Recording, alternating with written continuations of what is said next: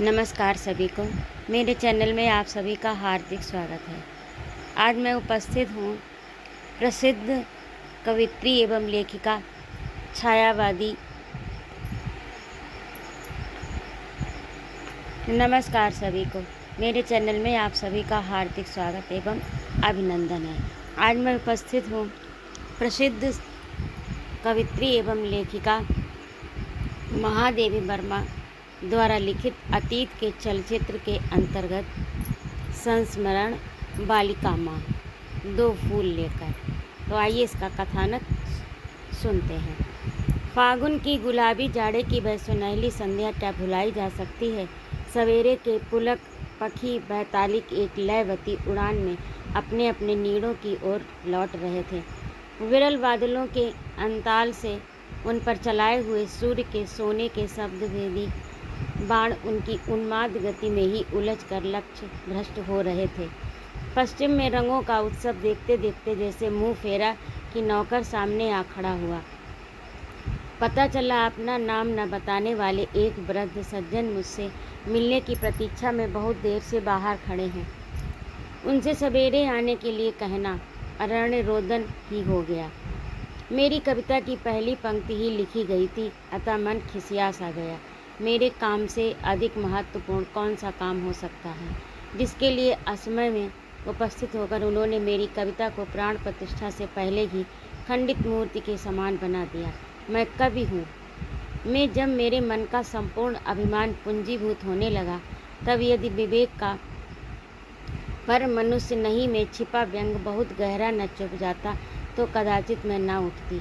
कुछ खींची कुछ कठोर सी मैं बिना देखे ही एक नई और दूसरी पुरानी चप्पल में पैर डालकर जिस तेज़ी से बाहर आई, उसी तेज़ी से उस अवांछित आगंतुक के सामने निस्तब्ध और निर्वाक हो रही। बचपन में मैंने कभी किसी चित्रकार का बनाया कण्व ऋषि का चित्र देखा था। वृद्ध में मानो वह सजीव हो गया। दूध से सफ़ेद बाल और दूध फेनी सी सफ़ेद दाढ़ी वाला वह मुख झुर्रियों के कारण समय का अंक गणित हो रहा था। कभी की सतेज आंखें आज ऐसी लग रही थी मानो किसी ने चमकीले दर्पण पर फूंक मार दी हो। एक क्षण में ही उन्हें धवल सिर से लेकर धूल भरे पैरों तक, कुछ पुरानी काली चप्पलों से लेकर पसीने और मैल की एक बहुत पतली कोर से युक्त खादी की धुली टोपी तक देखकर कहा, आपको पहचानती नहीं। अनुभवों से मलिन पर आंसुओं की उजली उनकी दृष्टि पल भर को उठी और कांस के फूल जैसी बरौनियों वाली पलकें झुक आईं। न जाने व्यथा के भार से, न जाने लज्जा से, एक क्लांत पर शांत कंठ स्वर ने उत्तर दिया, जिसके द्वार पर आया है उसका नाम जानता है, इससे अधिक मांगने वाले का परिचय क्या होगा। मेरी पोती आपसे एक बार मिलने के लिए बहुत विकल है। 2 दिन से इसी उधेड़ बुन में पड़ा था। आज साहस करके आ सका हूँ, कल तक शायद साहस न ठहरता। इसी से मिलने के लिए हट कर रहा था। पर क्या आप इतना कष्ट स्वीकार करेंगी, चल सकेंगी? तांगा खड़ा है। मैं आश्चर्य से वृद्ध की ओर देखती रह गई। मेरे परिचित ही नहीं अपरिचित भी जानते हैं कि मैं सहज ही कहीं आती जाती नहीं। ये शायद बाहर से आए हैं। पूछा क्या वह नहीं आ सकती? वृद्ध के लज्जित होने का कारण मैं न समझ सकी। उनके ओंठ हिले पर कोई स्वर न निकल सका और मुंह फेर कर गीली आंखों को छिपाने की चेष्टा करने लगे।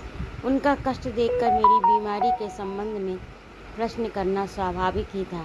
वृद्ध ने नितांत हताश मुद्रा में स्वीकृत सूचक मस्तक हिलाकर कुछ बिखरे से शब्दों में स्पष्ट कर दिया कि उनके एक पोती है जो 8 वर्ष की अवस्था में मात्र पितृहीन और 11वें वर्ष में विधवा हो गई। अधिक तर्क वितर्क का अवकाश नहीं था। सोचा वृद्ध की पोती अवश्य ही मरणासन्न है। बेचारी अभागी बालिका। घर में तो कोई डॉक्टर या वैद्य नहीं हूँ, पर मैं तो कोई डॉक्टर या वैद्य नहीं हूँ, और मुंडन कंछेदन आदि में कवि को बुलाने वाले लोग अभी उसे गीतवाचक के समान अंतिम समय में बुलाना नहीं सीखे हैं। वृद्ध जिस निहोरे के साथ मेरे मुख का प्रत्येक भाव परिवर्तन देख रहे थे, उसी ने मानो मेरे कंठ से बलात् कहला दिया, चलिए किसी को साथ ले लूं, क्योंकि लौटते लौटते अंधेरा हो जाएगा। नगर की सिराओं के समान फैली और एक दूसरी सी उलझी हुई गलियों से, जिनमें दूषित रक्त जैसा नालियों का पानी, मैला पानी बहता है और रोग के कीटाणुओं की तरह नए बालक घूमते हैं, मेरा उस दिन विशेष परिचय हुआ। किस प्रकार एक तिमंजिले मकान की सीढ़ियाँ पार कर हम लोग ऊपर पहुँचे। दालान में ही मैली फटी दरी पर खंबे का सहारा लेकर बैठी हुई एक स्त्री मूर्ति दिखाई दी, जिसकी गोद में मैले कपड़ों में लिपटा एक पिंड सा था। वृद्ध मुझे वहीं छोड़कर भीतर के कमरे को पार कर दूसरी ओर के छज्जे पर जा खड़े हुए, जहाँ से उनके थके शरीर और टूटे मन को द्वंद्व धुंधले चलचित्र का कोई मूक पर करुण दृश्य बनने लगा। एक उदासीन कंठ से आइए में निकट आने का निमंत्रण पाकर मैंने अभ्यर्थना करने वाली की ओर ध्यान से देखा।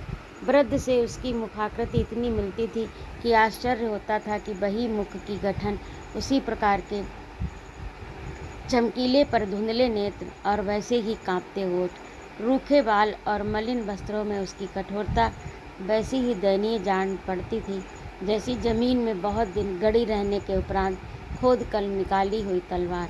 कुछ खिजलाहट भरे स्वर में कहा, बड़ी दया की, पिछले 5 महीने से हम जो कष्ट उठा रहे हैं उसे भगवान ही जानते हैं। अब जाकर छुट्टी मिली है, पर लड़की का हट तो देखो, अनाथालय में देने के नाम से बिलखने लगती है। किसी और के पास छोड़ आने की चर्चा से अन्न जल छोड़ बैठती है। बार बार समझाया कि जिससे न जान न पहचान, उसे ऐसी मुसीबत में घसीटना कहाँ की भल मनसाहत है, पर यहाँ सुनता कौन है। लाला जी बेचारे तो संकोच के मारे जाते ही नहीं थे, पर जब हार गए तब झक मार कर जाना पड़ा। अब आप ही उद्धार करें तो प्राण बचे। इस लंबी चौड़ी सारगर्भित भूमिका से अवाक मैं कुछ हतप्रभ हुई। तब वस्तुस्थिति मेरे सामने धीरे धीरे स्पष्ट होने लगी, जैसे पानी में कुछ देर रहने पर तल की वस्तुएं। यदि यह न कहूँ कि मेरा शरीर सिहर उठा, पैर अवसन्न हो रहे थे और माथे पर पसीने की बूंदें आ गईं, तो असत्य कहना होगा। सामाजिक विकृति का बौद्धिक निरूपण मैंने अनेक बार किया है, पर जीवन की एक विभीषिका से मेरा ये पहला साक्षात था। मेरे सुधार संबंधी दृष्टिकोण को लक्ष्य करके परिवार में प्रायः सभी ने कुछ निराश भाव से सिर हिलाकर मुझे ये विश्वास दिलाने का प्रयत्न किया कि मेरी सात्विक कला इस लू का झोंका न सह सकेगी और साधना की छाया में पले मेरे कोमल सपने इस धुएं में जी न सकेंगे। मैंने अनेक बार सबको यही एक उत्तर दिया है कि कीचड़ से कीचड़ को धो सकना न संभव हुआ है न होगा। उसे धोने के लिए निर्मल जल चाहिए। मेरा सदा से विश्वास रहा है कि अपने दलों पर मोती सा जल भी न ठहर देने वाली कमल की सीमातीत स्वच्छता ही उसे पंख में जीने की शक्ति देती है। और तब अपने ऊपर कुछ लज्जित होकर मैंने उस मटमैले साल को हटाकर निकट से उसे देखा, जिसको लेकर बाहर भीतर इतना प्रलय मचा हुआ था। उग्रता की प्रतिमूर्त सी नारी की उपेक्षा भरी गोद और मलिनतम आवरण उस कोमल मुख पर एक अलक्षित करुणा की छाप लगा रहे थे। चिकने काले और छोटे छोटे बाल पसीने से उसके ललाट पर चिपक कर काले अक्षरों जैसे जान पड़ते थे। मुदी पलकें गालों पर 2 अर्ध वृत्त बना रही थी। छोटी लाल कली जैसा मुंह नींद में कुछ खुल गया था और उस पर एक विचित्र सी मुस्कुराहट थी, मानो कोई सुंदर स्वप्न देख रहा हो। इसके आने से कितने भरे हृदय सूख गए, कितनी सूखी आंखों में बाढ़ आ गई, कितनों को जीवन की घड़ियां भरना दूभर हो गया, इसका इसे कोई ज्ञान नहीं। ये अनाहूत अवांछित अतिथि अपने संबंध में भी क्या जानता है। इसके आगमन से इसकी माता को किसी की दृष्टि में आदरणीय नहीं बनाया गया। इसके स्वागत में मेवे नहीं बटे, बधाई नहीं गाई गई, दादा नाना ने अनेक नाम नहीं सोचे, चाची ताई ने अपने नेम के लिए वाद विवाद नहीं किया और पिता ने इसमें अपनी आत्मा का प्रतिरूप नहीं देखा। केवल इतना ही नहीं, इसके फूटे कपाल में विधाता ने माता का वह अंक भी नहीं लिखा जिसका अधिकारी निर्धन से निर्धन, पीड़ित से पीड़ित स्त्री का बालक हो सकता है। समाज के क्रूर व्यंग से बचने के लिए एक घोरतम नरक में अज्ञातवास कर जब इसकी माँ ने अकेले यंत्रणा से छटपटा छटपटा कर इसे पाया, तब मानो उसकी सांस छूकर ही ये बुझे कोयले से दहकता अंगारा हो गया। ये कैसे जीवित रहेगा इसकी किसी को चिंता नहीं है तो केवल यह कि कैसे अपने सिर बिना हत्या का भार लिए ही उसे जीवन के भार से मुक्त करने का उपचार कर सके। मन पर जब एक गंभीर विषाद असह्य हो उठा, तब उठकर मैंने उस बालिका को देखने की इच्छा प्रकट की। उत्तर में विरक्त सी बुआ ने दालान की बाईं दिशा में एक अंधेरी कोठरी की ओर उंगली उठा दी। भीतर जाकर पहले तो कुछ स्पष्ट दिखाई ही नहीं दिया, केवल कपड़ों की सरसराहट के साथ खाट पर एक छाया सी उठती जान पड़ी। पर कुछ क्षणों में आंखें अंधेरे की अभ्यस्त हो गई। तब मैंने आले पर रखे हुए दिए के पास से दिया सलाई उठाई और उसे जला दिया। स्मरण नहीं आता वैसी करुणा मैंने कहीं और देखी है। खाट पर बिछी मैली दरी, सहस्त्रों सिकुड़न भरी मलिन चादर और तेल के कई धब्बे वाले तकिए के साथ मैंने जिस दयनीय मूर्ति से साक्षात किया, उसका ठीक चित्र दे सकना संभव नहीं है। वह 18 वर्ष से अधिक की नहीं जान पड़ती थी। दुर्बल और असहाय जैसी, सूखे होंठ वाले सामले रक्तहीनता से पीले पुख में आंखें जैसे जल रही थीं, जैसे तेलहीन दीपक की बत्ती। उस अस्वाभाविक निस्तब्धता से ही उसकी मानसिक स्थिति का अनुमान कर मैं सिरहाने रखी हुई ऊंची चौकी पर से लोटे को हटाकर उस पर बैठ गई और तब जाने किस अज्ञात प्रेरणा से मेरे मन का निष्क्रिय विवाद क्रोध के सहस्त्र स्फुलिंगों में बदलने लगा। अपने अकाल वैधव्य के लिए ये दोषी नहीं ठहराई जा सकती। उसे किसी ने धोखा दिया है, इसका उत्तरदायित्व भी उस पर नहीं रखा जा सकता। पर उसकी आत्मा का जो अंश, हृदय का जो खंड उसके सामने है, उसके जीवन मरण के लिए केवल वही उत्तरदायी है। कोई पुरुष यदि उसे पत्नी बनाकर स्वीकार नहीं करता, तो केवल इसी मिथ्या के आधार पर वह अपने जीवन के इस सत्य को, अपने बालक को अस्वीकार कर देगी। संसार में चाहे इसको कोई परिचयात्मक विशेषण न मिला हो, परंतु अपने बालक के निकट तो वह गरिमामयी जननी की संज्ञा ही पाती रहेगी। इसी कर्तव्य को अस्वीकार करने का ये प्रबंध कर रही है। किस लिए?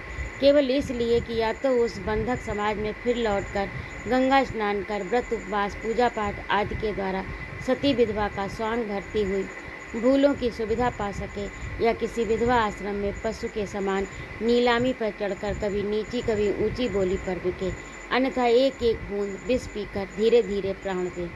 स्त्री अपने बालक को हृदय से लगाकर जितनी निर्भर है, उतनी किसी और अवस्था में नहीं। वह अपनी संतान की रक्षा के समय जैसी उग्र चंडी है, वैसी और किसी स्थिति में नहीं। इसी से कदाचित लोलुप संसार उसे अपने चक्रव्यूह में घेर कर बाणों से छलनी करने के लिए पहले इसी कवच को छीनने का विधान कर देता है।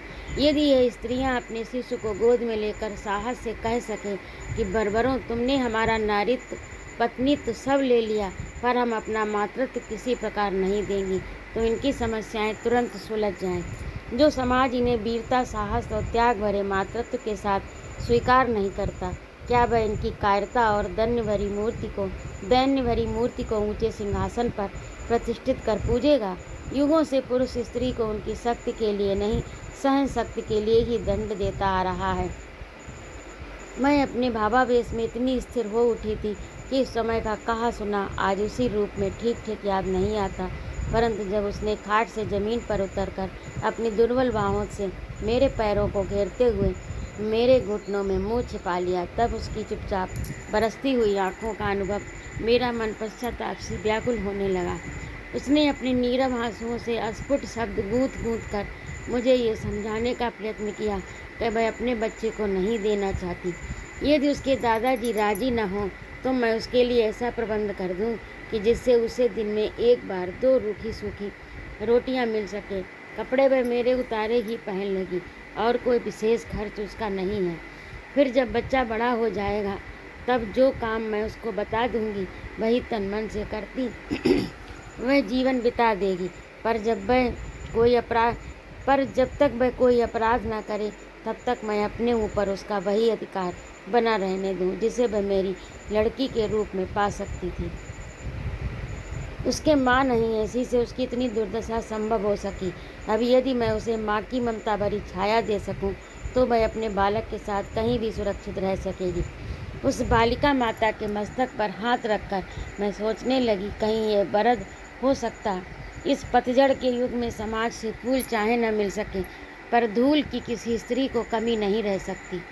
इस सत्य को ये रक्षा की याचना करने वाली नहीं जानती, पर 27 वर्ष की अवस्था में मुझे 18 वर्षीय लड़की और 22 दिन के नाती का भार स्वीकार करना ही पड़ा। वृद्ध अपने सहानुभूतिहीन प्रांत में भी लौट जाना चाहते थे। उपहास भरे समाज की विडंबना में भी शेष दिन बिताने को इच्छुक थे और व्यंग भरे क्रूर पड़ोसियों से भी मिलने को आकुल थे। परंतु मनुष्यता की ऊंची पुकार में ये संस्कार के क्षीण स्वर दब गए। अब आज तो वे किसी अज्ञात लोक में हैं। मलय के झोंके के समान मुझे कंटक वन में खींच लाकर उन्होंने जो 2 फूल की धरोहर सौंपी थी, उसमें मुझे स्नेह की सुरभि ही मिली। हाँ, उन फूलों में से एक को शिकायत है कि मैं उनकी गाथा सुनने का अवकाश नहीं पाती, और दूसरा कहता है कि मैं राजकुमार की कहानी नहीं सुनाती। तो ये था आज का कथानक। आपको कैसा लगा कमेंट करके अवश्य बताइएगा, और यदि आपको मेरा कहानी सुनाना अच्छा लगता हो तो कृपया मेरे चैनल को सब्सक्राइब